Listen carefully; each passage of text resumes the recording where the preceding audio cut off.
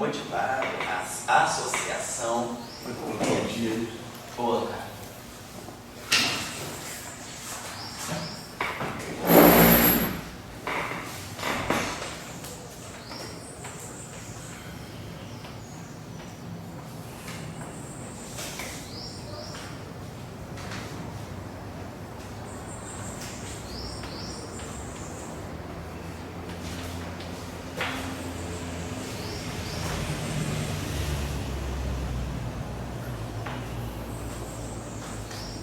Então, nós já tínhamos motivado a associação entre o que na mecânica newtoniana a gente chama de momento, a gente associa com o momento. Então, para nós, na mecânica quântica, a correspondência dessa grandeza, pensando na partícula livre, como se descrita por uma onda plana, a correspondência dessa grandeza é o z h cortado e aqui o gradiente, ou a derivada, né? Como nós. E depois, lembra que a gente aqui já tinha usado, já usamos a relação de dualidade para poder associar a constante de Planck, né? Ela aparece no momento que nós, pela relação de dualidade, associamos o momento com o comprimento de onda. E a energia também, pela relação de Planck, a gente viu que deveria estar associada a essa operação, a esse operador aqui, na descrição quântica. Então a gente estava, pois não? Você, assim, a gente está chegando agora que usando partículas, a gente está chegando como objetos espalhados, ondas. Aí você quer uma descrição que bata com isso. Aí você pensa, bom, vamos usar uma função de onda. Isso. E aí você força a barra para aquilo acontecer, porque... Eu associo, eu imagino que a partícula livre da mecânica, aquele objeto que só tem momento, né? E energia, esse objeto, isso seria, na visão ondulatória, na visão de um objeto difuso, ele seria descrito por uma onda plana. E aí nós vimos que aquilo que é o momento de uma onda plana, né? Que é o vetor de onda de uma onda plana, se é associar com uma onda plana, né? Do tipo kx menos ômega t, então a nossa observação aqui. Bom, aí nós já tínhamos visto pelas relações de dualidade que eu associo o vetor de onda, né? Quer dizer, eu multiplico o vetor de onda pela constante de Planck, né? Eu chego ao momento da partícula livre. Quer dizer, aqui eu estou relacionando. Isso aqui é K, eu escrevi sobre lambda, então eu estou relacionando momento com lambda. E aqui na energia, né? H cortado ômega, eu estou relacionando com energia. É igual a HNI, a relação de Planck. Então, nós, para obtermos esse objeto aqui, para obtermos o K, o que eu tenho que fazer? Eu tenho que basicamente tomar uma derivada em relação a x, ou nesse caso tridimensional, um gradiente. E para ter a frequência, eu tenho que derivar a onda plana em relação ao tempo. Então, é uma associação. Isso aí se chama princípio da complementaridade. Você força a barra dessa maneira. Mas assim, você quando diz, olha, isso vale para uma partícula livre, e aí vale para uma partícula qualquer. Tem interação depois. Isso não seria o seguinte, a partícula que é uma soma de várias partículas de vários... Não, a partícula livre. Você força a barra mesmo para as suas soluções, você achou uma equação. Isso. É meio que, entendeu? Você forçou a barra para matematicamente... Você é barra, sim. Não tem medo de dizer essa palavra, não. Nós associamos isso. Isso aí tudo é um princípio fundamental. Mas eu poderia ter associado outro criador maluco que eu achasse que... Se você conseguir, depois mostra para todo mundo. Faz bem as funções. Claro. Sim, tem outras formulações que não é essa. Tem a formulação de David Bohm, por exemplo, da mecânica quântica. É uma formulação diferente dessa formulação ondulatória. Existem outras formulações para mecânica. Não, mas elas são radicalmente diferentes, elas são... Bohm é tão radicalmente diferente que até hoje ela não é amplamente aceita. Ela apresenta uma mecânica quântica determinística. Não, mas o que eu digo é o seguinte, se eu tivesse... existe uma natureza comum, né, dessas quânticas todas. Aí que muda delas é a descrição. A descrição. Mas aí, eu poderia pensar numa descrição, se eu conseguir, claro, que eu uso outros tipos de funções matemáticas, totalmente diferentes, que deem mesmo resultado. Mas... A questão da mecânica quântica é isso, você quer procurar alguma coisa que dê certo. Você quer procurar procurar alguma coisa que bata com a realidade que você observa nesse nível microscópico, né? Até o Saulo, está sempre aqui, ele coloca, né, no grupo dele, na UFRJ, no grupo dele, o professor da Pitt, né, que eles discutem questões bem fundamentais em mecânica quântica. A questão é saber se a questão não é que a natureza seja assim, é a descrição que você faz. Então, a tua descrição é muito importante. Você pode procurar, talvez, uma outra descrição alternativa. Se você reproduzir bem, com precisão, por exemplo, usar os espectros atômicos, se você reproduzir bem, por exemplo, o elemento, se você reproduzir bem os fenômenos mais marcantes da mecânica quântica, interferência, né, entre partículas, você está fazendo uma descrição alternativa, sem dúvida. Você pode buscar. Essa é a discussão. Eu estou também, eu estou dando curso de uma maneira muito elementar. Né? Eu estou tentando motivar vocês para os conceitos mais fundamentais, mostrando como é que a gente pode chegar numa descrição de equação de Schrödinger através de uma argumentação bastante simples. Mas, claro, você aí também pode fazer uma outra formação na mecânica quântica. Você abrir um livro de análise funcional, por exemplo, né? Mecânica quântica é feita com métodos funcionais, você não tem que identificar praticamente nada disso, é um outro formalismo, tem a formulação de integral de caminho do Feynman também. Então tem muitas abordagens para mecânica quântica. O que você espera é que você prove uma equivalência entre essas abordagens. Tem a abordagem matricial, tem a abordagem ondulatória, tem a abordagem da integral de caminho, tem a abordagem funcional. Existe uma equivalência entre... Mostrar que os resultados físicos são os mesmos que você consegue de uma formulação passar para outra por algum tipo de transformação matemática, algum tipo de mapeamento. Certo? Seria uma equivalência nesse sentido, uma transformação que mostra que essa teoria, no fundo, é essa, se eu fizer essa associação, esse mapeamento. Certo?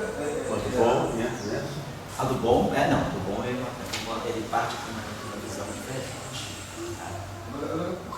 Por exemplo, no clássico não acontece isso, a gente não consegue ter, ou consegue ter, não consegue não. Não, você tem hoje em dia, você pode modificar a mecânica clássica também.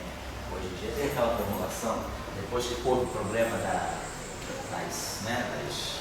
anomalias nas órbitas, nas velocidades, na distribuição de velocidade das galáxias espirais, tem uma formulação diferente da mecânica newtoniana, que a gente chama de MOND, né? A Modified Newtonian Dynamics. É uma outra formulação da mecânica newtoniana, que no limite reproduz completamente as leis de Newton. Mas não é uma teoria relativista, não é uma relatividade restrita, nem uma relatividade geral. É uma modificação da mecânica newtoniana. Então você pode ter reformulações, né, de teorias mais consagradas, né, desde que você mostre que talvez a mecânica newtoniana que dá limites, né, de dar resultados muito precisos, se você conseguir mostrar que você, num limite, reduz a ela, você acha que tem uma teoria satisfatória, e que você, na diferença entre as duas teorias, reproduz fenômenos que a mecânica newtoniana não reproduz. A discussão que está envolvida no monte aí, no fundo, é matéria escura. Quer dizer, quem não quer admitir a existência de uma nova matéria, que é a matéria escura, fala, bom, esses desvios que estão aparecendo na curva de rotação das galáxias é um desvio não devido à presença de uma nova matéria, de muito mais massa no universo, massa invisível, não é isso. É uma modificação da mecânica newtoniana. Eu estou num regime onde eu estou vendo uma violação, um afastamento da mecânica newtoniana. Aí você propõe essa formulação e você reproduz bem os resultados. Outras frentes de trabalho dizem, não é isso que eu quero matéria escura, eu quero a tem realmente muito mais massa, essa distribuição aparentemente, né, viola a mecânica newtoniana. Ela vem porque, na verdade, eu não estou levando em conta uma massa invisível grande que tem nas galáxias, que é a matéria escura, e aí você entra com a questão de uma nova matéria. Então, você pode fazer reformulações na mecânica clássica, o eletromagnetismo. Hoje em dia, se a gente for olhar quantas teorias eletromagnéticas a gente pode formular, teorias eletromagnéticas com várias as extensões de Maxwell. A questão é, aonde Maxwell reproduz muito bem, todas essas outras teorias têm que reproduzir muito bem também. E aonde Maxwell não consegue alcançar, essas novas extensões têm que alcançar. Você não vai criar uma teoria que faz a mesma coisa, que é diferente, mas que faz a mesma coisa que a outra. Mas você vai criar seja uma extensão que alcance limites onde a teoria de Maxwell, por exemplo, dá resultados, não dá resultados bons. Por exemplo, se realmente se confirmar a birrefringência da luz do vácuo, então isso aí pode estar indicando uma lei de uma relação de dispersão codificada por foto, que a teoria de Maxwell não dá conta. Bom, será que eu não teria que modificar a mecânica elettromagnetismo de Maxwell? Mas sempre você imagina, se uma teoria física bem boa, naquela região que ela funciona bem, a tua proposta tem que funcionar igualmente bem. Aí a tua proposta é cabível no momento que você vai para uma região onde aquela teoria consagrada já não se aplica mais. Tá certo? Agora, o que eu acho que é importante no princípio da complementaridade é, claro, as relações que da mecânica que vão para a onda, que ele explotou. A energia agora é função, não é de frequência, o momento é função de comprimento de onda. A massa, assim, como é que fica a massa? Comprindo assim. Eu acho que na mecânica quântica, ela não te dá, vamos dizer assim, uma teoria para a massa, ela não tem essa preocupação de dizer, ela assume, ela presume, né? Ela presume a massa, tudo bem, Gilson? Ela presume massa. Então, quer dizer, você pega a massa e deixa tal qual ela é. Né? A massa fica igual, como na mecânica clássica, é um parâmetro associado, uma grandeza associada à partícula. Agora, numa visão de teoria quântica de campos, você aí pode fazer no fundo você calcula massa. A massa é um objeto também calculável pela teoria quântica de campos. Na mecânica quântica, não, a massa é um parâmetro que você coloca, da mesma forma que você coloca a carga elétrica, você coloca a massa. Tá? Então, não tem vamos dizer assim, uma visão microscópica daquilo que seja massa. Não. Você não pode ter um tipo de uma massa efetiva,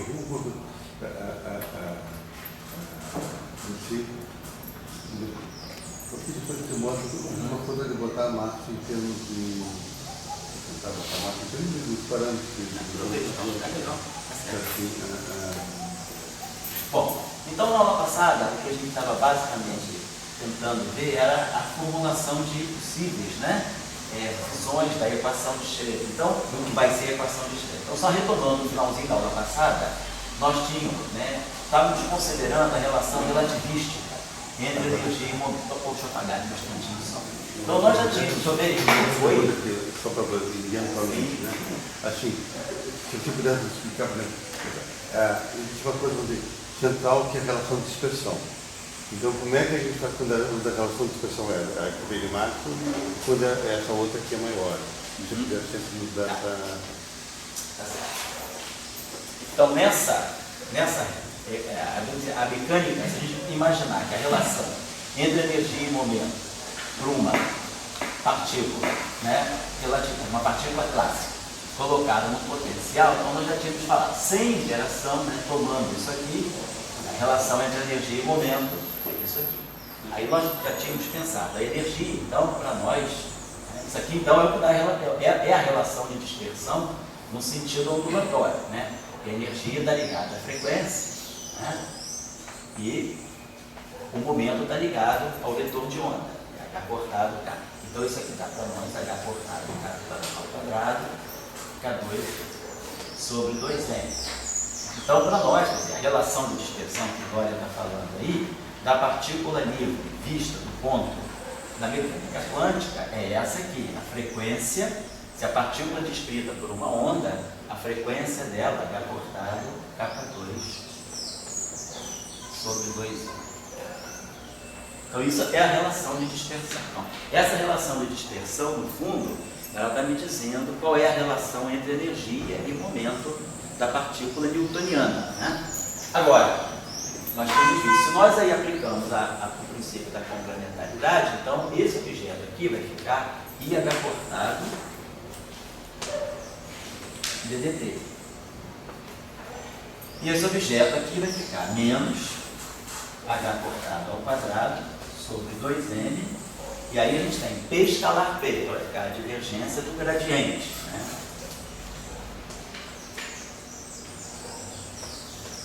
A gente sempre se refere a ela como sendo que é o Laplaciano. Então, a gente tem que pensar o seguinte, nessa visão, essa relação ela passa a ser uma relação operatorial. Sendo uma relação operatorial, ela deve estar aplicada em cima de alguma função. Então, tem que ter uma função teste que vai apoiar a aplicação desses operadores. Então, a gente introduz a noção de que há uma função complexa, que depende do tempo e da posição.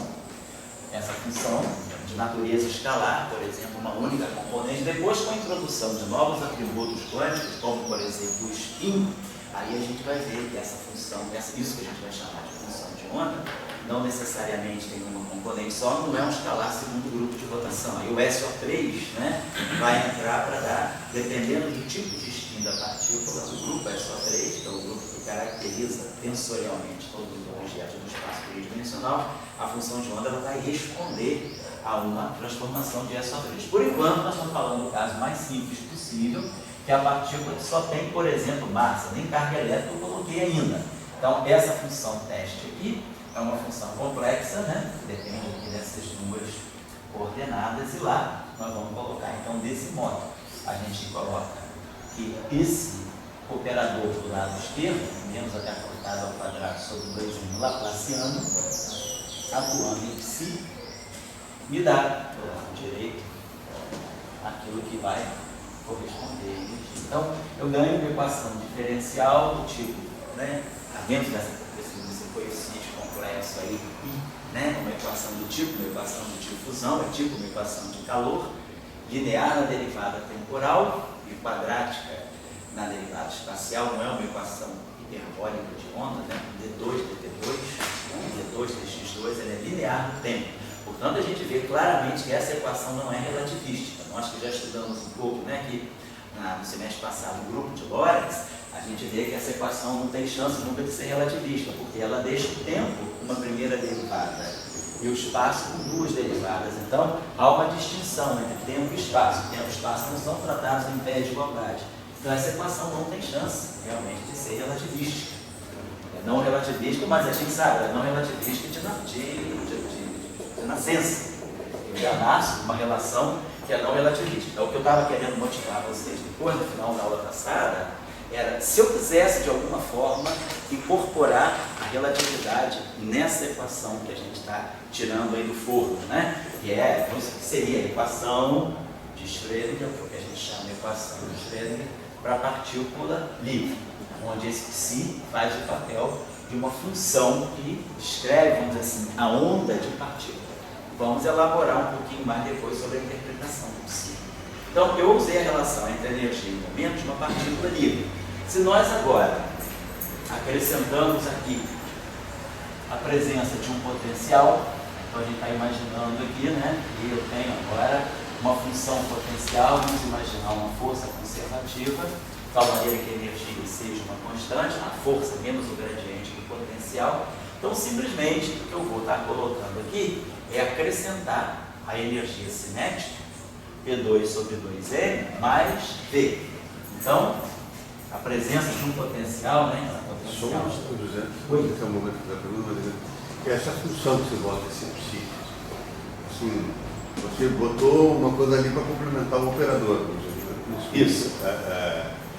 E como é que você botar uma grandeza na equação, uma coisa muito... Então, a gente já tinha comentado isso da seguinte maneira. Quando nós discutimos o princípio da dualidade, né, nós tínhamos discutido que a partícula livre, nessa visão, ela seria não concentrada num ponto, ela seria difusa e teria uma função que se espalharia pelo espaço-tempo, né, em torno da partícula, e daria a ideia, substituiria a noção daquela partícula pontiforme. Nessa visão, ela está descrita por uma função matemática, que nós falamos, se a partícula é livre, essa função matemática naturalmente poderia ser uma onda plana, que descreve uma partícula livre, né, uma onda que está livre de qualquer interação.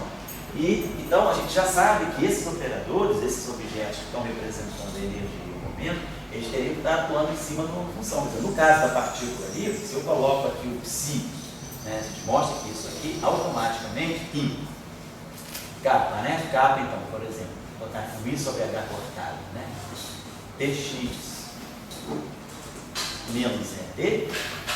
Então a gente mostra, por exemplo, que esse objeto aqui, se eu pegar um psi com uma certa amplitude constante, psi0, vezes essa exponencial e substituir naquela equação, eu vejo aquela equação imediatamente satisfeita. Então, quando eu estou colocando a ação desses operadores em cima de uma função, eu já tenho uma motivação de partida para saber que vai haver uma função que vai estar descrevendo a partícula. O que é essa função?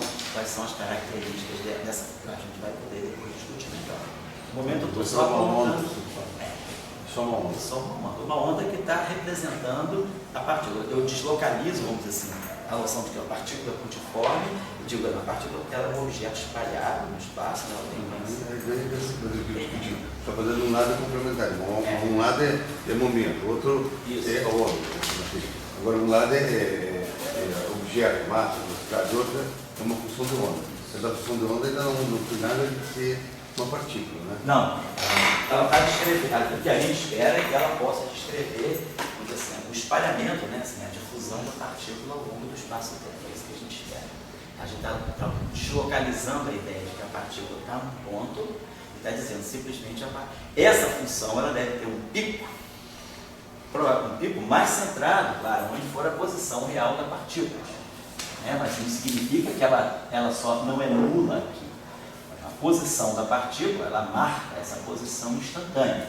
Essa função de onda, a gente espera o seguinte, que ela tem um pico máximo aqui, quer dizer, a gente espera encontrar essa função muito centrada em torno da partícula. Então, pensando no oscilador harmônico unidimensional, né? Imagina um objeto aqui num potencial harmônico, imagina que tem uma molinha aqui, né? Então eu vou ficar oscilando em torno da posição de equilíbrio. Então, classicamente, a equação do oscilador harmônico nós sabemos. A posição, né, o deslocamento em relação à posição de equilíbrio é do tipo A cosseno de ômega t.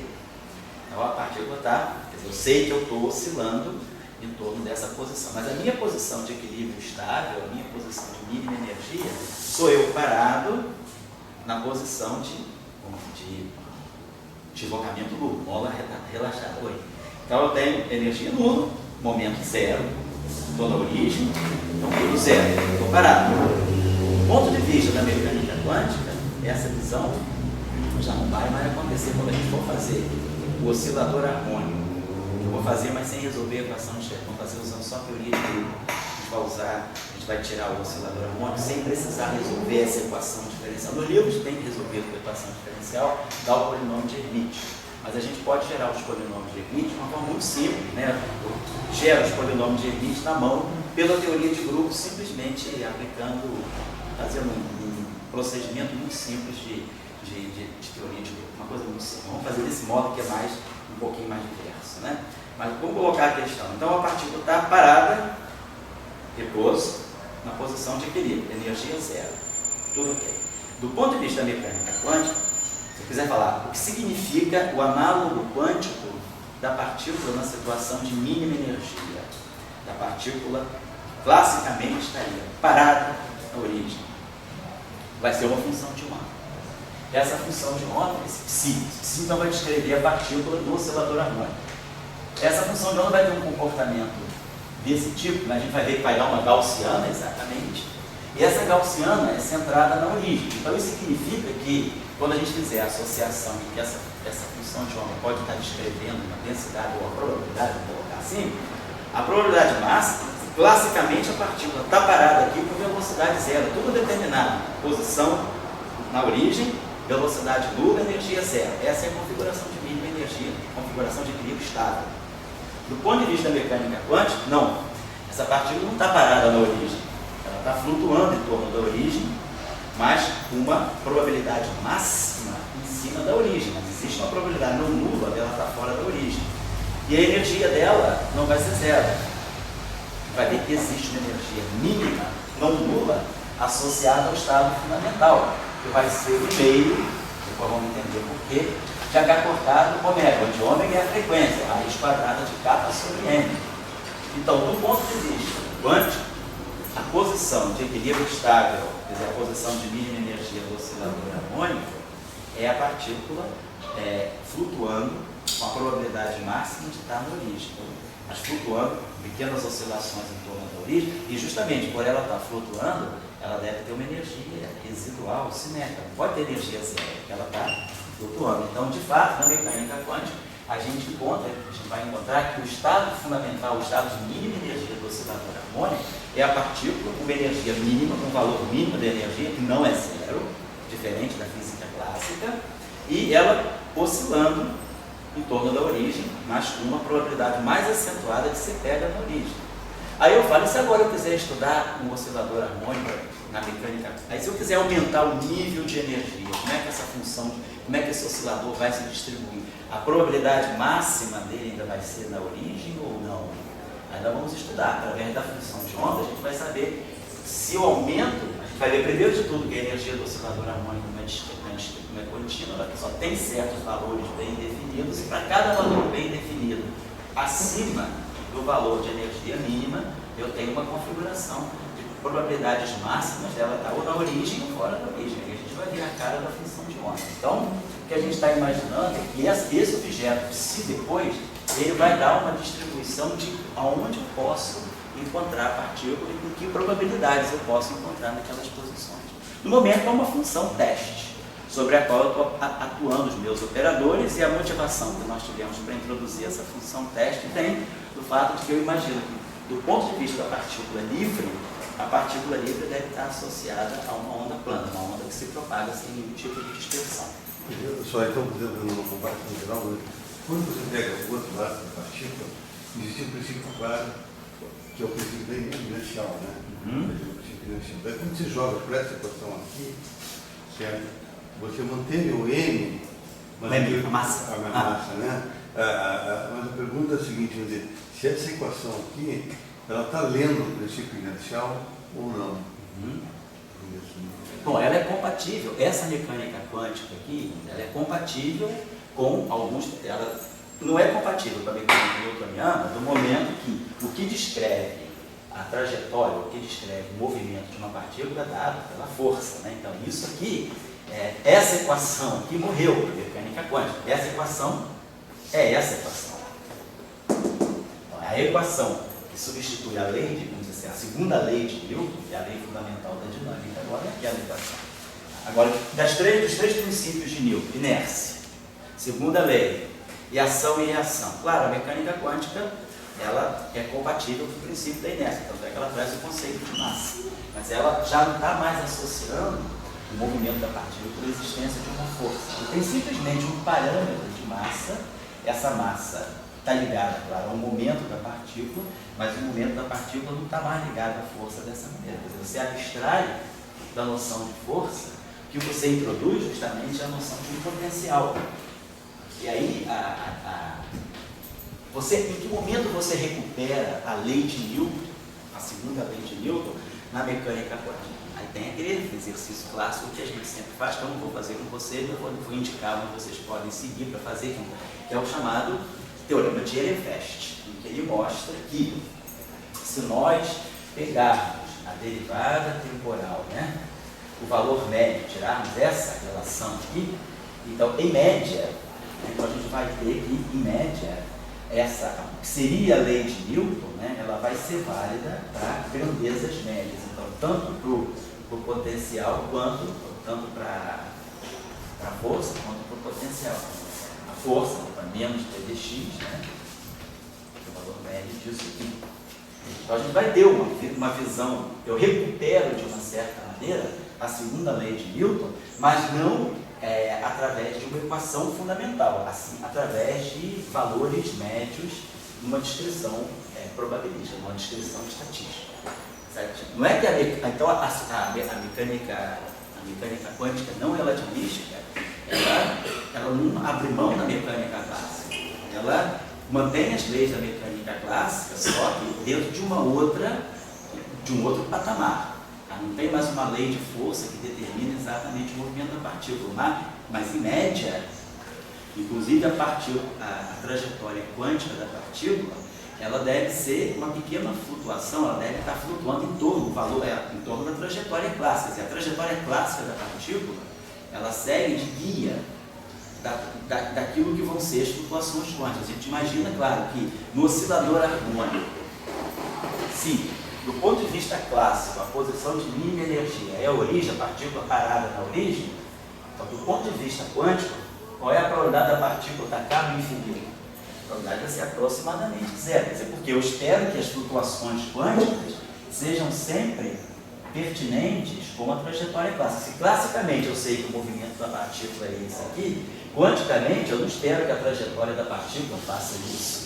Pode até fazer isso, mas isso vai ter uma probabilidade mínima da partícula seguir essa trajetória.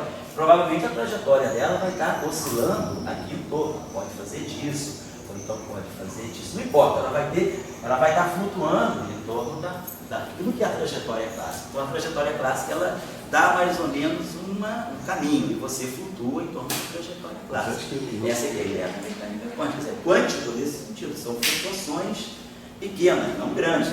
As flutuações são parametrizadas por H cortado. H cortado é 10 a menos 34 joules por segundo. Então é uma grandeza muito pequena. Certo? O psique, a primeira coisa dele é que ele não tem uma trajetória mais. Não tem uma trajetória. Agora, na mecânica clássica tem aquelas coisas clássicas, né? Vamos dizer, o que é velocidade, o que é aceleração, etc. Aí, vamos dizer, o que é o psi, o que é velocidade de grupo. Vamos chegar lá. Isso aí faz parte do nosso caminhamento. Tá? Eu não estou colocando essa equação e supondo que agora todas as consequências estão implícitas aqui. Eu estou só apresentando a equação. Agora faz parte justamente da nossa caminhada estudar essas consequências. Né? Então, se eu coloco um potencial externo, então a equação vai adquirir essa forma. A parte, né, de energia, a energia cinética, mais a função potencial, a energia potencial, atuando nessa função psi, igual aí a H cortada ddt psi. Então, essa é a tradicional equação de Schrödinger que nós usamos, né? Para descrever, por exemplo, o átomo de hidrogênio, para descrever a partícula numa caixa, para descrever o tunelamento. Bom, então isso aqui é o ponto, né, de partida, vamos dizer, é a segunda lei de Newton na mecânica quântica. Então, em vez de falar de F igual a dp dt, eu vou tentar trabalhar com essa equação para descrever o que é a dinâmica, né, quântica dessa partícula. Claro que é isso aí, tem muitas coisas para serem discutidas aí. Tem vários potenciais que eu também não vou fazer, vou deixar alguns exemplos para vocês procurarem isso, que está mais ou menos resolvido no livro. Eu vou indicar onde vocês podem ver, porque são cálculos simples de se fazer. Eu quero colocar com vocês as ideias, né, e a construção. Né? E aí sim tirar algumas consequências, a relação disso, digamos, os limites da mecânica quântica, até que ponto eu posso aplicar a mecânica quântica, aonde é que eu perco o limite da mecânica quântica, tem que entrar, por exemplo, com teoria de campos, por exemplo, né? Então, nessa visão de energia clássica é isso. Mas aí na aula passada, eu coloquei para vocês uma outra questão, que era, suponhamos que nós queiramos introduzir a relatividade. Eu quero fazer uma mecânica quântica não mais baseada nos princípios da mecânica newtoniana. Eu quero agora supor, por exemplo, o que eu não posso supor? Que a minha partícula livre tem uma velocidade muito próxima da velocidade da luz, né? Então, suponhamos o prótinho lá no LHC, que tem uma velocidade de 0,99999, né? C, a velocidade de 99,99991% da velocidade da luz. Ele está muito próximo, né? Ele está seguindo o padrão da relatividade restrita. Está muito próximo da velocidade da luz. Então, se a partícula tem uma velocidade que se aproxima de C, relativista, supondo que essa partícula seja livre. Então, a energia dela, a relação entre energia e momento, é raiz de P2, né? C ao quadrado, mais a massa que repousa ao quadrado, C4. De novo aqui, a massa é um parâmetro, não tem uma teoria para massa. Teoria para massa só vou ter depois. Onde é que eu posso tirar alguma massa é calculada? Né? Como é que eu, por exemplo, na eletrodinâmica quântica, a gente consegue tirar a massa do elétron 0,511 metros por C2, é algo calculável, não é algo que eu coloco à mão. Não tem como fitar isso aí por cálculos chamados cálculos quânticos, né? Ou cálculos radiativos. Bom, então essa é a relação de energia e movimento. Vamos fazer primeiro, né? Então, a primeira ideia clara aqui, vamos pegar essa equação, né, de forma... Se eu pegasse essa equação de forma fechada como ela está, e aí é uma questão também delicada, né, uma questão de ponto de vista. Se eu substituir isso aqui por IH cortado, DDT, como a gente fez na mecânica clássica, eu peguei a relação entre energia e momento e a força bruta, botei uma relação operatorial que depois eu apliquei em cima de funções, né, que já que são operadores, tem que atuar em funções. Aqui eu teria a mesma coisa, raiz quadrada de menos H cortado ao quadrado C2 Laplaciano mais M2C4. Então, eu chegaria e teria que procurar. Então, se eu for fazer a extensão cega, né, do princípio da complementaridade para a relatividade especial, então eu vou estar compatibilizando a mecânica quântica com essa relação aqui que é típica da mecânica relativista. Então, eu estaria colocando que I, H cortado, DDT, psi, seria a raiz quadrada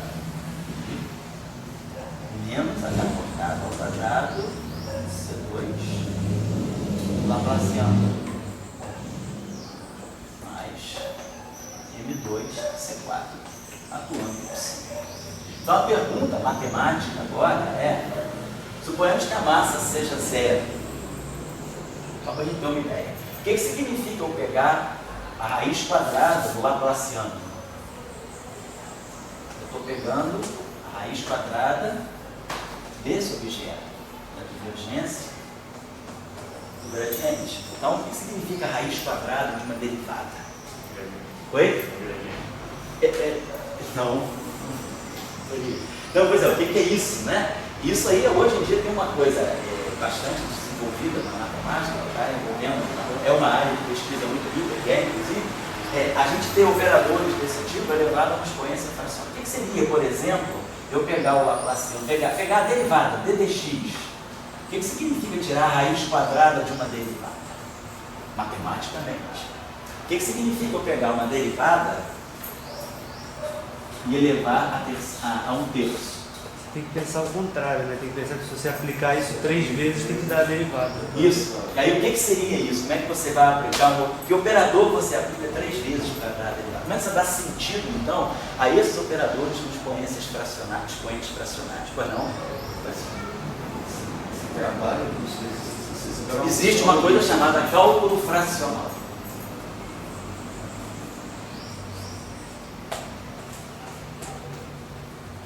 Que é uma área que está muito em desenvolvimento, uma área bastante polêmica, no sentido de que tem uma linha que dá uma definição do que pode ser uma derivada elevada a meio, a outra percebe a derivada elevada a meio de uma outra, mas você tem critérios para definir o que são esses operadores elevados a potências fracionárias. Essa questão, ela passa pela questão do fractal. O fractal não é um operador numa potência fracionária, mas é a dimensão do espaço deixar de ser inteira. Então, o que significa agora eu estar trabalhando num espaço que tem dimensão 1.7? A dimensão dele não é nem 1 nem 2, é 1.7. Será que tem física aí? Existe algum sistema, né, que tenha essa carinha fractal, além da costa da Noruega, tem alguma coisa que tenha um pouco essa carinha? A gente começa a entender na natureza uma série de sistemas fractais. Então, uma coisa é você ter um espaço, uma dimensão não inteira. Outra coisa é você ter os objetos, você está num espaço com dimensão inteira e você agora está necessitando calcular operadores que são derivadas a uma potência fracionária. O que significaria, então, nesse caso, a integral associada a uma derivada elevada a meio? Então, essa é uma questão matemática muito interessante, muito atual. Tem trabalhos saindo muito nessa direção, inclusive com várias aplicações à engenharia. Então, não só os físicos, né, tem aplicações interessantes na biologia, mas na engenharia. Na COP mesmo, tem um grupo que trabalha com cálculo fracional aplicado em engenharia. Então, porque às vezes você está numa região que, na mecânica quântica, sobretudo, em que você está em regiões assim, onde o sistema está numa zona meio mista entre o clássico e o quântico, a pergunta é: será que eu faria sentido nesse momento eu associar o cálculo fracional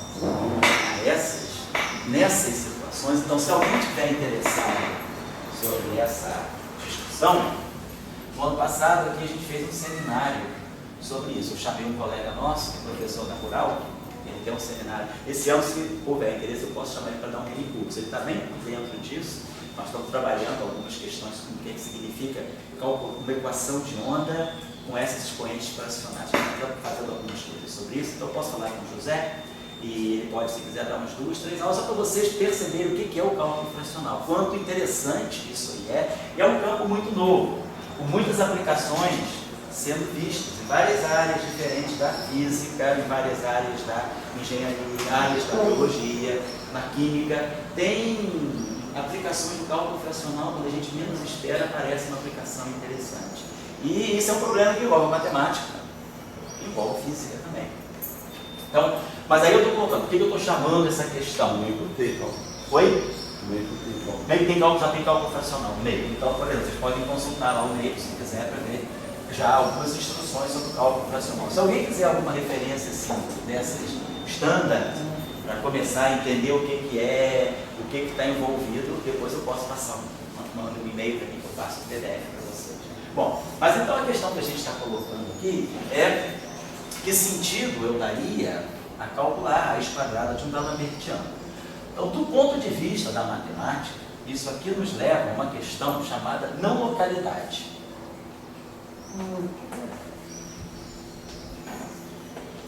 Então, a não localidade significa agora que um evento está acontecendo. Então, o que a gente espera de uma teoria física, né, que seja local? Uma teoria física local é tudo num ponto depende das regiões em torno daquele ponto. Ou seja, eu construo tudo com derivadas.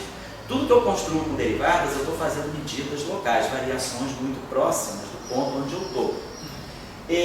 Integrais já são coisas não locais, né? Por exemplo, quando eu digo, por exemplo, que se eu tiver isso aqui, se eu digo, o meu φ de x é a derivada em relação a, vamos dizer assim, vamos pegar uma função de t, x e y, eu digo, essa função aqui, esse φ de x, por exemplo, é a derivada em relação a x de uma certa função f de t, x, y. Então eu estou dizendo o seguinte, essa função aqui depende dessa função no ponto, no instante t, nos pontos x e y, mas ela não depende só do ponto t exatamente, ela é a derivada desse f em relação a x. Então, essa função aqui vai depender dessa função em x, mas em regiões muito próximas de x, infinitesimalmente próximas de x. Então, esse é um caráter, isso significa uma coisa local. Essa função depende dessa função através de uma operação local, quer dizer, eu não saio desse ponto. Mas uma outra coisa é eu chegar para vocês e dizer o seguinte, suponhamos que φ de t, x e y não seja mais a derivada, seja uma integral, por exemplo, entre menos e mais infinito, vamos colocar aqui de d, vamos colocar assim uma coordenada, chama de coordenada de tal, de f de t, x menos xi, y menos tal. Então isso significa o quê? Que eu tenho essa função aqui, no ponto x e no ponto y, eu vou ter que integrar tal xi de menos a mais infinito. Então essa função no ponto x e no ponto y, ela vai estar dependendo dessa função, mas em pontos que podem estar, esse xi pode tender a infinito. Então essa função lá no infinito, ela pode estar dando contribuição para a função que está no ponto x. Tá? Para se eu quisesse dizer, se esse x fosse a origem, quer dizer, o valor da função na origem vai depender do valor dessa função em pontos que podem estar infinitamente afastados da origem. Então isso configura uma situação não local. Essa é uma operação não local. E aí a gente começa a pensar, se alguma coisa está acontecendo aqui, eu vou ter, nesse instante de tempo t aqui, eu vou estar recebendo, nesse mesmo instante de tempo, as informações dessa função lá no infinito. Então, estou violando a causalidade. Lá, uma coisa que a função tem lá no infinito está chegando para mim no mesmo instante. Então, essas operações são operações, as integrais, elas estão associadas a não localidades. Ao passo que as derivadas estão associadas a localidades. As derivadas são medidas da função num ponto e nas vizinhanças muito próximas desse ponto. Então, esse operador, o sentido matemático dessa operação, de tirar a raiz quadrada do laplaciano em matemática, isso aqui envolve uma não localidade. Então, a gente abre mão dessa descrição, porque a gente espera que fazer construções locais, ou seja, tudo que está acontecendo nesse ponto deve depender da vizinhança imediata desse ponto. Eu não espero que algo acontecendo aqui possa estar vindo de uma propagação, de um evento que aconteceu lá longe e chegou até a mim. Então, eu tenho dois pontos de vista. Uma construção local e uma construção não local. Não local está errado? Não. Mas é menos usual. Na escola russa, existem, na Rússia, sobretudo um pouco antes, né, na década de 60, 70, havia uma intensidade muito forte, um interesse muito grande na formulação de teorias não locais. Pode-se, em algumas situações, né, algumas pessoas pensam que alguns fenômenos interessantes em física de altas energias podem ter uma origem na não localidade. Então, eu estou apresentando para vocês uma visão de que há também, vamos colocar assim, a possibilidade de formular teorias não locais. A questão é saber dar um significado físico e matemático consistente para essa não localidade. Então, a gente está abrindo mão disso. Nós vamos trabalhar numa visão de localidade. Então, para nós, esses objetos aqui, quer dizer, dar um sentido à raiz quadrada de um laplaciano significa que eu vou ter um operador que vai me estar medindo no ponto X influências de pontos que estão acontecendo em regiões infinitamente afastadas do ponto X. Então, isso é não localidade, nós abrimos mão e preferimos não trabalhar com essa não localidade. E a gente resolve a situação de uma maneira muito mais simples. Em vez de pegar a relação entre energia e momento nessa forma, é só levar ela ao quadrado. A relação entre energia e momento da relatividade, a gente pode justamente escrever desse modo. E2 C2 mais N2C4. E agora, eu aplico o princípio da complementaridade. Eu agora digo, isso aqui é IH cortado DDT. Então, isso aqui vai ficar menos H cortado ao quadrado, derivada temporal ao quadrado. Isso aqui é menos H cortado ao quadrado, C2 laplaciano. E aqui é mais N2C4. Então, ao invés de ganhar uma equação tipo aquela lá, que é uma equação linear da derivada temporal, eu estou ganhando uma equação de uma carinha mais hiperbólica. As duas derivadas estão na mesma ordem. A derivada temporal está ao quadrado e a derivada espacial está ao quadrado, o que me coloca bem dentro da relatividade. Que essa equação aqui, ela nunca vai ser relativista. Por quê? Porque ela distingue o tempo do espaço. O tempo só aparece com uma derivada, mas o espaço aparece com duas derivadas. Então isso aqui nunca vai ser relativista. Quebrou a simetria entre tempo e espaço. Ali não. Eu estou justamente implementando uma relação relativística e estou chegando a um resultado coerente. Claro, tudo que tem as mesmas ordens das derivadas temporais são as ordens das derivadas espaciais. E aí a gente pode reescrever essa equação agora, imaginar que eu vou adotar essa forma da equação, porque desse modo eu dou a volta na não localidade, né? Eu vou ter essa equação aqui. Posso jogar tudo para o lado direito, então eu vou ter D2 dt2, esse H cortado ao quadrado substitui daqui, menos C2 laplaciano, tá? Estou só diminuindo aqui, e mais N2C4 sobre H cortado ao quadrado. E tudo isso aqui atuando em psi igual a zero. Posso agora dividir essa equação por C2, né? Então aqui fica 1 sobre C2, eu arranco fora esse C2 daqui, e aqui fica N2C2. Então essa equação, todo mundo está lembrado do nosso cursinho de relatividade, que eu estou no grupo de Lorentz, 1 sobre C2, D2, DT2, menos Laplaciano, é o que nós chamamos de operador D'Alembertiano, aquele quadradinho, né? É o box. É o D'Alembertiano. É uma notação compacta para esse objeto aqui.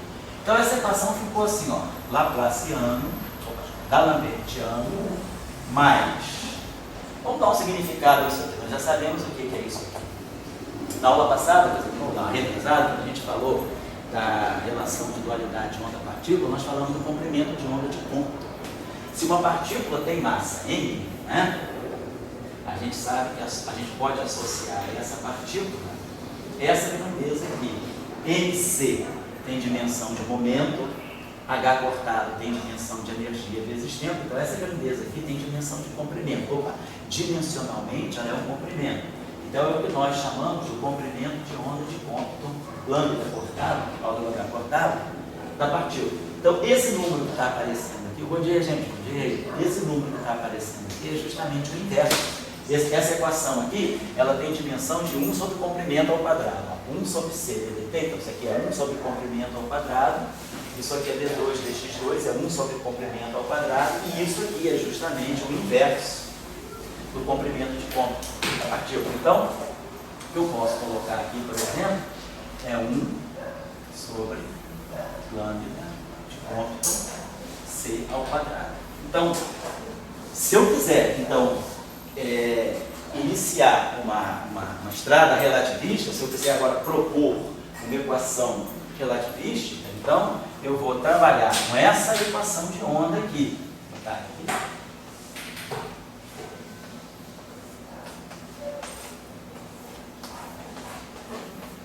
Então, essa equação aqui seria, né, a equação que eu deveria usar para descrever, vamos dizer assim, uma mecânica quântica relativística.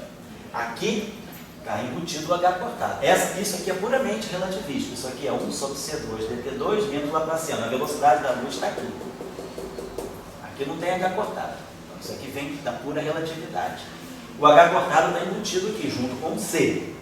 Então, isso aqui é algo que tem C e H cortado. Então, isso é, no meio, isso é uma mistura, né? É uma superposição de relativístico com um quântico. Então, essa equação aqui é o que nós nos referimos na literatura como a chamada equação de Klein-Gordon.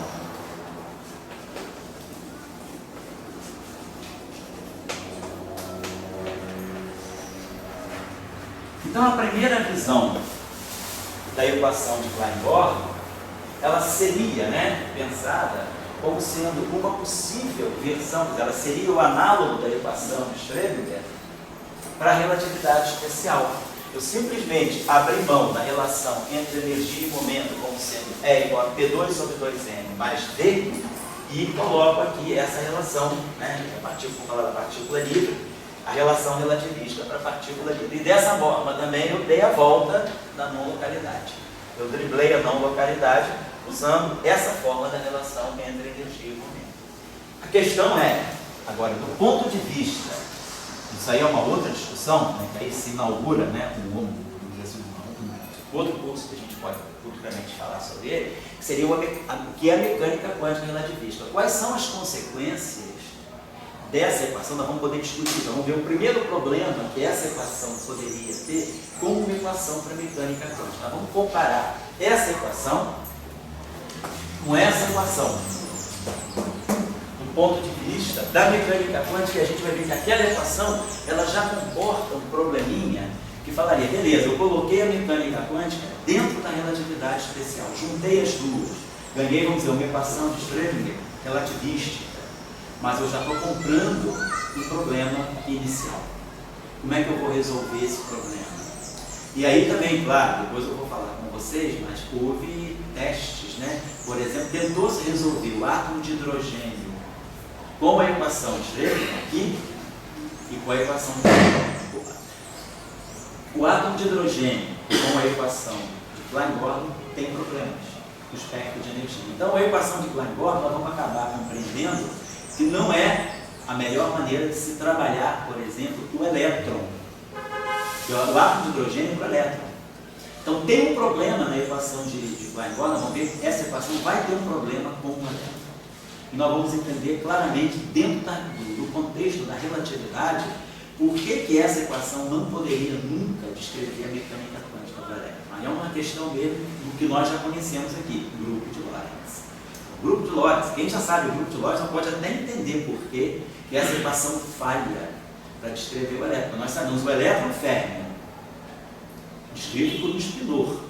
Um espinor não pode ser um escalar. Aquela função de onda é um escalar.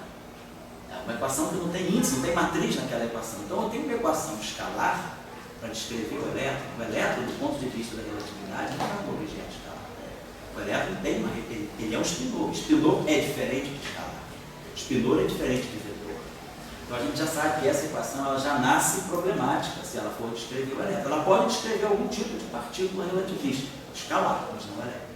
Então isso, mas a gente vai apurar um pouquinho melhor isso. Mas no momento eu estou só querendo colocar para vocês, né, a contraposição, quer dizer, como é que eu posso escrever uma equação tipo mecânica quântica. Então, o meu ponto de partida, de alguma forma, tem que ser alguma relação entre energia e momento. Se eu tiver uma relação entre energia e momento, eu aí posso usar essa relação entre energia e momento, colocando energia e momento substituídos pelos seus respectivos operadores e imaginando que essa equação que agora ficou operatorial, quer dizer, eu faço um decreto mesmo. Eu pego uma relação que vale entre energia e momento, transcrevo essa mesma relação, substituindo energia e momento pelas derivadas correspondentes e digo, agora eu tenho uma equação operatorial.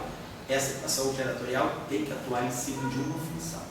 E é isso que vai ser a minha equação de onda, isso que vai ser a minha tipo de equação de Schrödinger para o problema que eu estou descrevendo. Mas o ponto de partida é uma relação de dispersão, né? Como a Dória falou, a relação de dispersão, no fundo, é uma relação entre frequência e vetor de onda. Na mecânica quântica, isso é uma relação entre frequência, energia e vetor de onda é momento, que é o que eu tenho lá.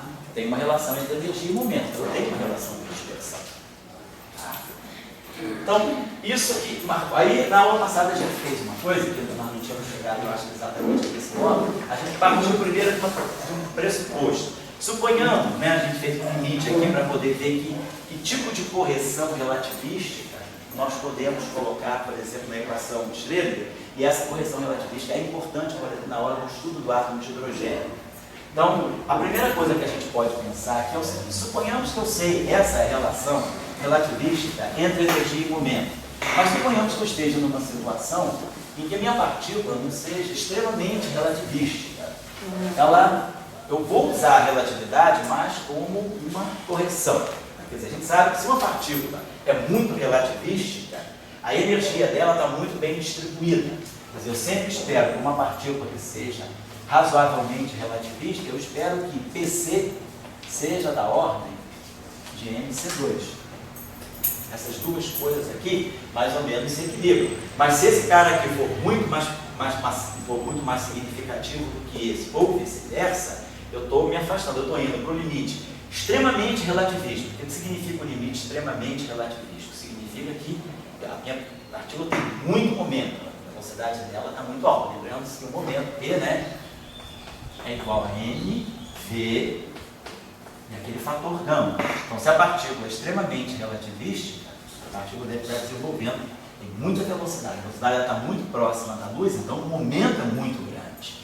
A gente tem também aquela relação que é P, a energia relativista é mc2 gama. Então, se a gente dividir essa equação por essa, se eu pegar o momento de uma partícula e dividir pela energia dele, eu vou ter sempre essa relação V sobre C ao quadrado. Né? Ou seja, se eu pegar essa grandeza aqui, PC sobre E, isso aqui é V sobre C. Então, quando uma partícula for muito relativista, V sobre C é muito grande, tende a 1. Esse número aqui tende a 1. Então, PC tende ao E. Então, isso significa que essa parte é desprezível. Então, no limite ultra-relativístico,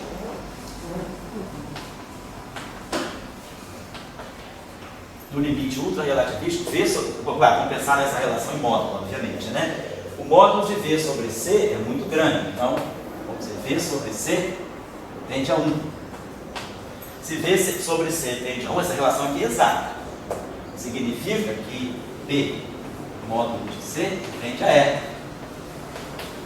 Mas o que significa PC tender a E? Significa que esse número aqui é desprezível frente a esse. Então, o limite ultrarrelativista é caracterizado por PC muito maior do que MC2. Botei C aqui, C2 aqui, porque isso aqui vai ter dimensão de energia e isso aqui tem dimensão de energia. Eu tenho que comparar grandezas de mesma unidade, de mesma dimensionalidade, tá? Então, PC, né, que na verdade é essa relação, é isso aqui, né?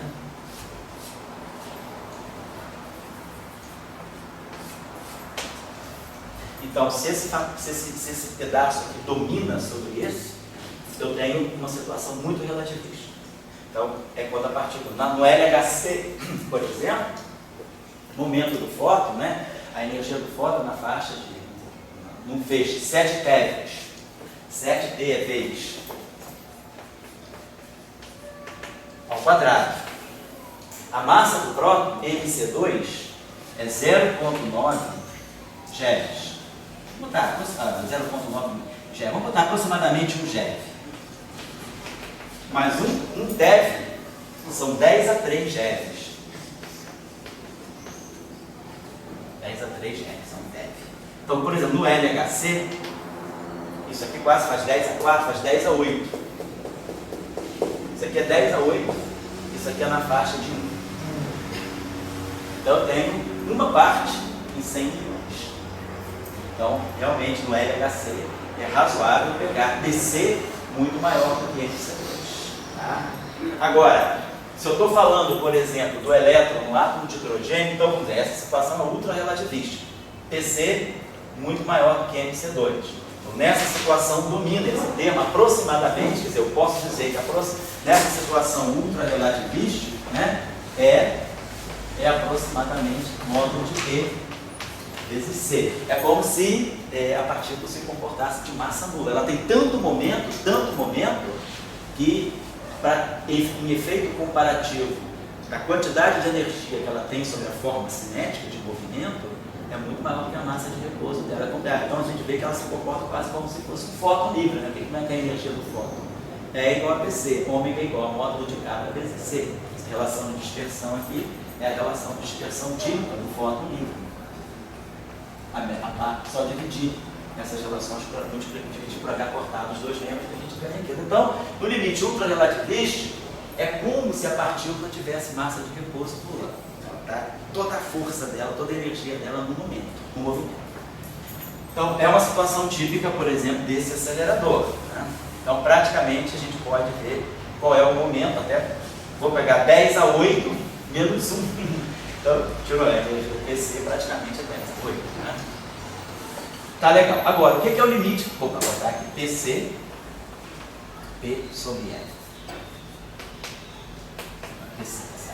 Então, o que é o limite agora baixamente relativista? Imagina, por exemplo, que a partícula tenha um momento muito baixo, uma velocidade bastante baixa. Então, se o V é muito menor do que C, vamos dizer, se isso aqui é muito menor do que 1, que é um limite pouco relativista, por exemplo, uma partícula que tem a velocidade 10 a menos 4 da velocidade da luz, né? Então, significa que se isso aqui é 10 a menos 4, esse carinha aqui é 10 a menos 4 frente a esse, portanto o quadrado é 10 a menos 8. Então, numa relação tipo átomo de hidrogênio, os elétrons dos orbitais atômicos, os elétrons, vamos dizer assim, dos materiais da matéria condensada, eles têm uma velocidade na faixa de alfa, constante de estrutura fina, vezes C. Isso aqui é na faixa de alfa. Ou V na faixa de alfa C. Ou seja, a velocidade é aproximadamente sobre 140. Então, uma velocidade na faixa de 10 a menos 2 da velocidade da luz. Então, já são elétrons pouco relativistas. Então, o fator gama, que vai medir o quanto a partícula é relativista, ele é 1 menos V2 sobre C2. Então, no caso de um elétron de um orbital atômico, essa razão aqui é 10 a menos 4. Então, eu tenho 1 menos 0,0001. Portanto, esse número aqui é aproximadamente 1. Então, eu estou num limite muito clássico. né? Quer dizer, gama, no mínimo é 1. Gama é sempre maior ou igual a 1. Então, o limite fortemente relativista é quando isso aqui tende a 1. E isso aqui, então, tende a infinito. E se vocês pegarem o elétron no átomo de o próton no LHC e pegarem o V sobre C do próton no LHC, lembrando que V sobre C, próton no LHC, é na faixa de 0 ponto.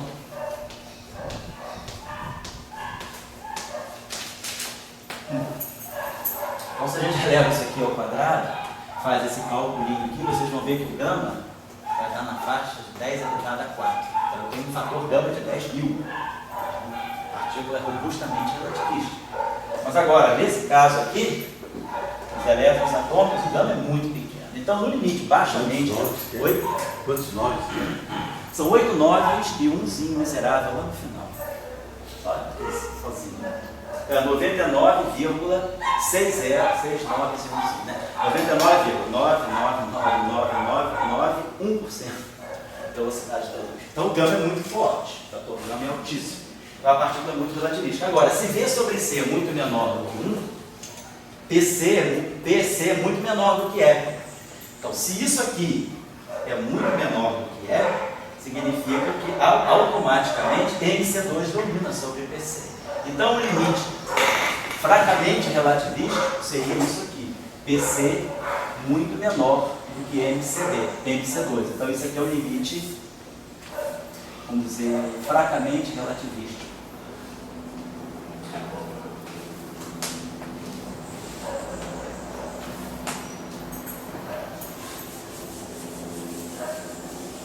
Então, por exemplo, no caso do átomo de hidrogênio, né? Se a gente faz aquele cálculo simples, né? O átomo de Bohr, a gente mostra exatamente a velocidade do elétron no estado fundamental, na órbita mais próxima do próton, é exatamente a constante de estrutura fina vezes C. A constante de estrutura fina é 1 sobre 137.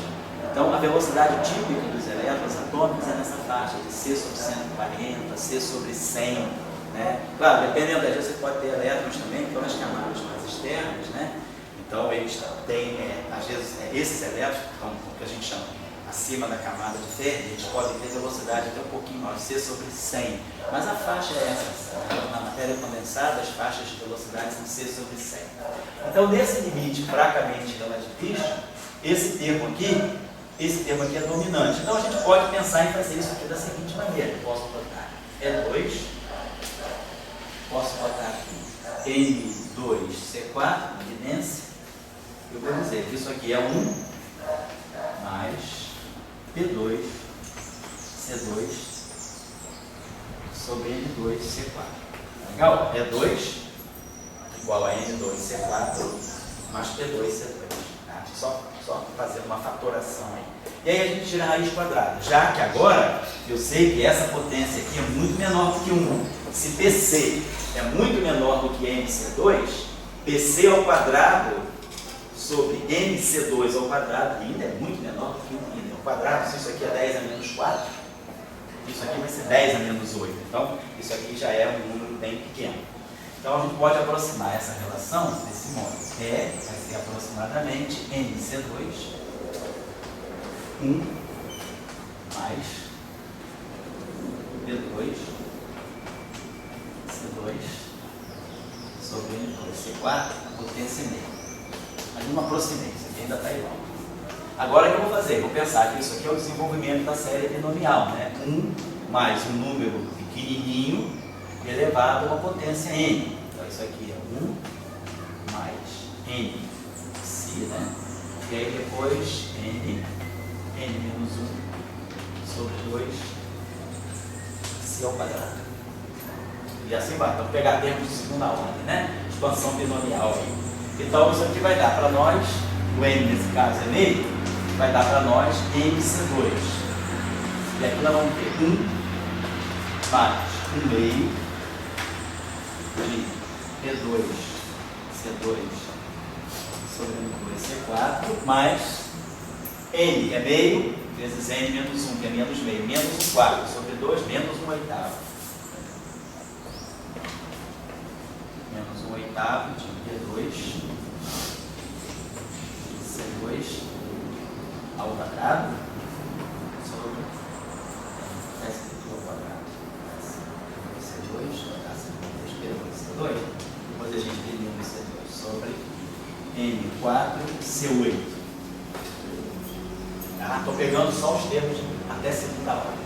Agora já suponho se, por exemplo, for na faixa de 10 a menos 2, 10 a menos 3, se ao quadrado já é da ordem de 10 a menos 6, então se ao cubo já seria da faixa de 10 a menos 9. Então é isso que a gente parar por aí, se a gente fizer aqui. Então, é uma aproximação, então, vou botar aqui uma aproximada. Então, esse primeiro termo aqui, vamos trabalhar desse lado.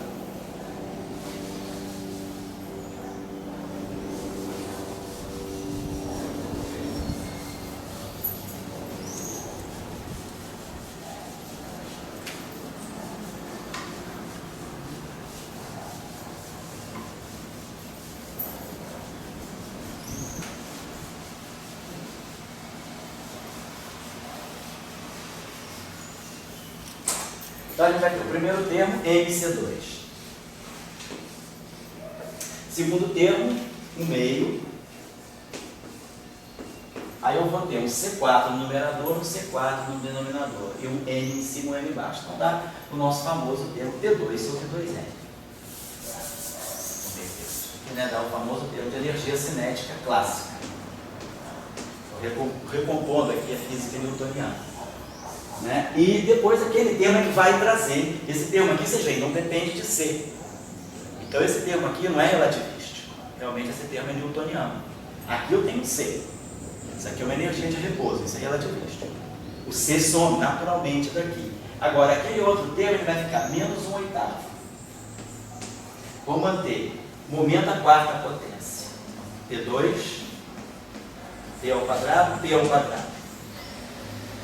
Os C4, eu vou produzir um C6 no numerador. No denominador eu tenho um C8. E eu tenho M, então vai ficar M3, C2, ao C. Então esse termo é relativístico.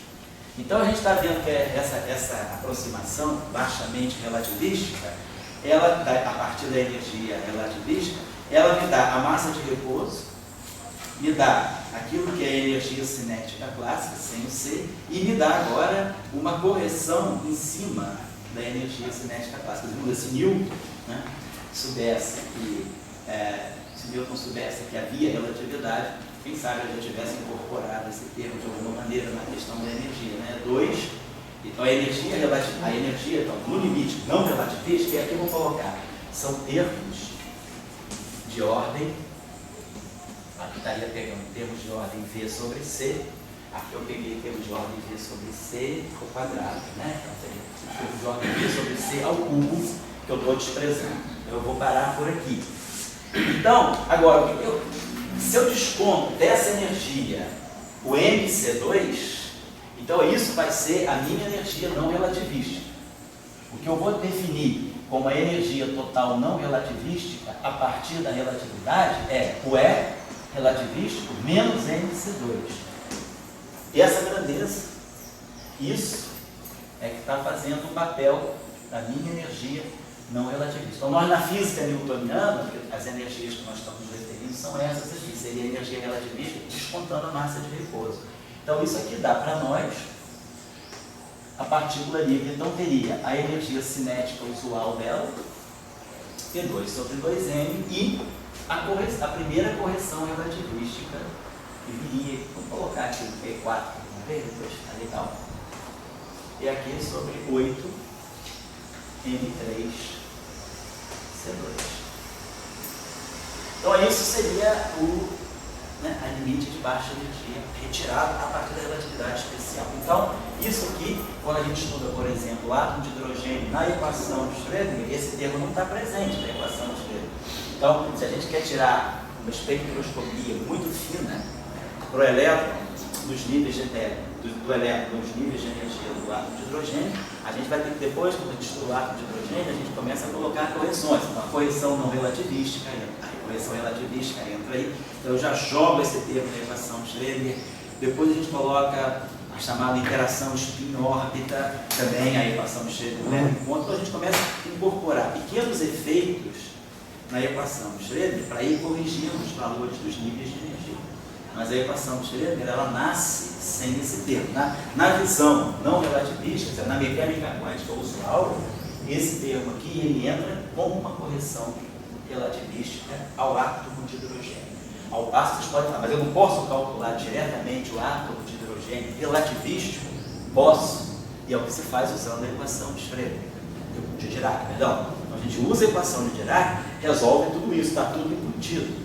Mas eu tenho uma muito boa aproximação se eu resolver a equação de Schrödinger e for incorporando essas correções da relatividade. A diferença é que tem um efeito chamado lump shift, que é um efeito importantíssimo, que está muito em moda. Inclusive no ano passado saiu um artigo bastante retumbante sobre a nossa visão errada do tamanho do próton usando o lump shift, um resultado bastante forte, né? Que formando um átomo, um ônio, não um átomo de hidrogênio, mas pensando num átomo em que eu tenho o próton. É um exercício de mecânica quântica que vocês podem fazer, pensando no próton, e aí, em vez de colocar aqui o elétron, a gente coloca um muon. Então, um muon pode ser capturado por um próton e formar um átomo de hidrogênio dito muônico. Claro, ele tem um tempo de duração, ele decai rápido. Esse estado não é um estado muito estável. Então, ele decai. Mas, enquanto ele não decai, eu posso fazer uma física com ele. E, devido, né, ao muon, que é uma partícula leptônica, é um lepton, que tem uma massa do muon é aproximadamente 200 vezes a massa do elétron, e a massa do elétron é 0,51 MeV por C2. A massa do muon é na faixa de 104 MeV por C2. Então, praticamente um fator de 200. Então, o muon é muito mais pesado. Então, isso faz com que o raio do átomo, vocês pegarem, depois vamos fazer esse exercício aqui, provavelmente não na próxima aula, mas na outra aula. A gente vai estudar o átomo de Bohr, e aí a gente vai ver, por exemplo, qual é basicamente o raio do átomo de hidrogênio. E aí, o raio ele sai inversamente proporcional à massa da partícula capturada. Então, no caso do muon, ele é 200 vezes mais pesado, mais massivo do que o elétron. Então, o raio do átomo muônico é 200 vezes menor.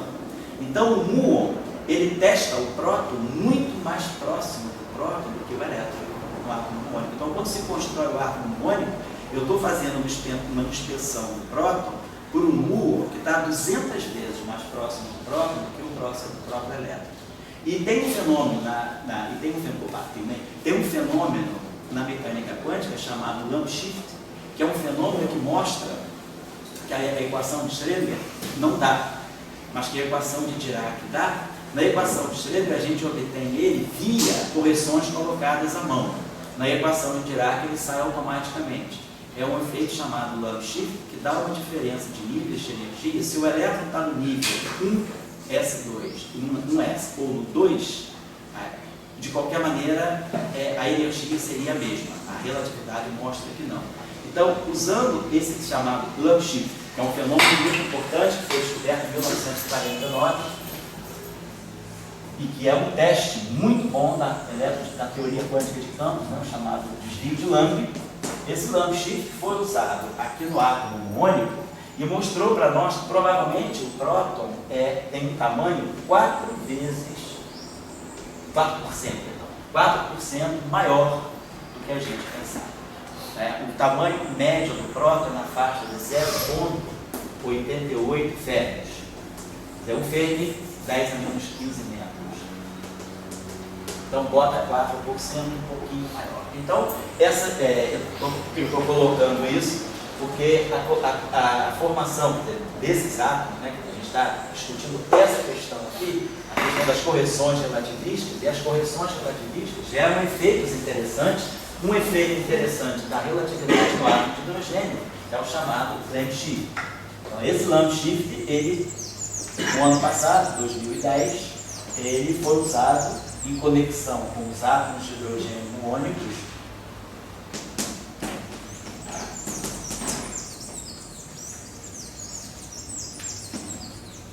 para retestar, reavaliar o raio médio do próton.